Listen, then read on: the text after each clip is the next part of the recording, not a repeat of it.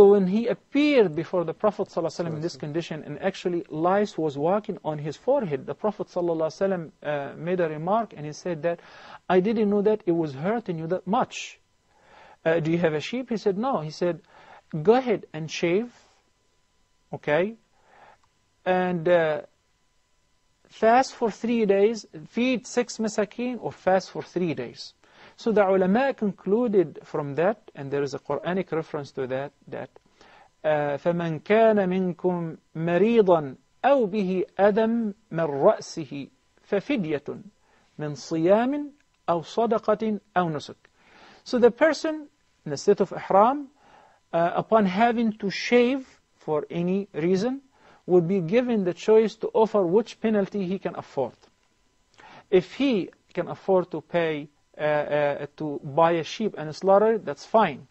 If he would like, he can just feed 6 masakin of al-haram by giving each one of them half sa', and a sa' is equal to 1.5 kilogram of dates, raisin, or any average food that the people consume in the area.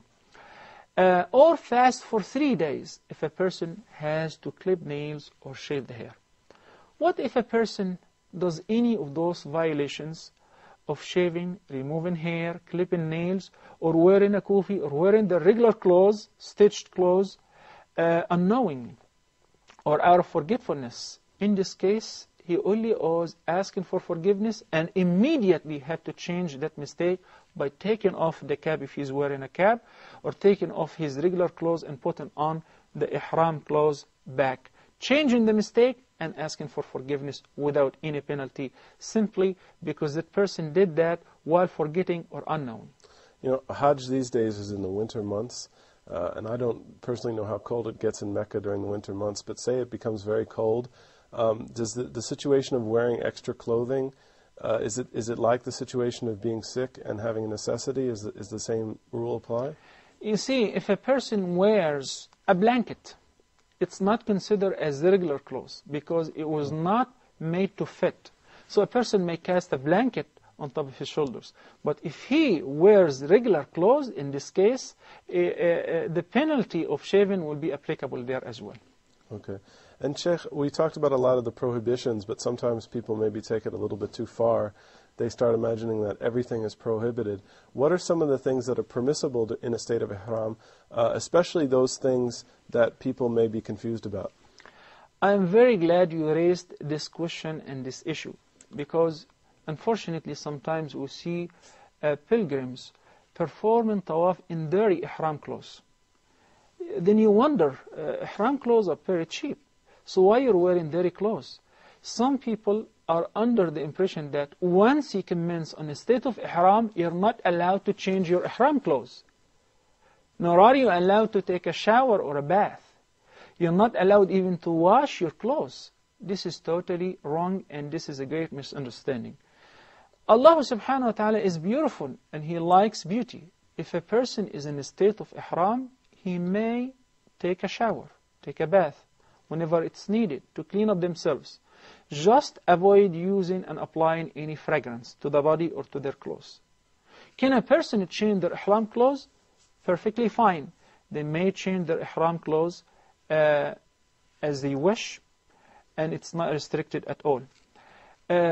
People ask about wearing a belt around their waist which has a wallet to preserve and protect their valuables and so on. It is permissible and it is allowed.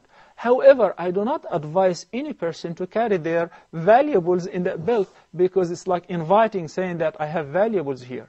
Rather, always upon performing the masha'ir and the manasik, especially the tawaf, you don't need to take any valuables with you. Leave all your valuables at your hotel room or with somebody, so that you can have clear mind while performing those acts of worship.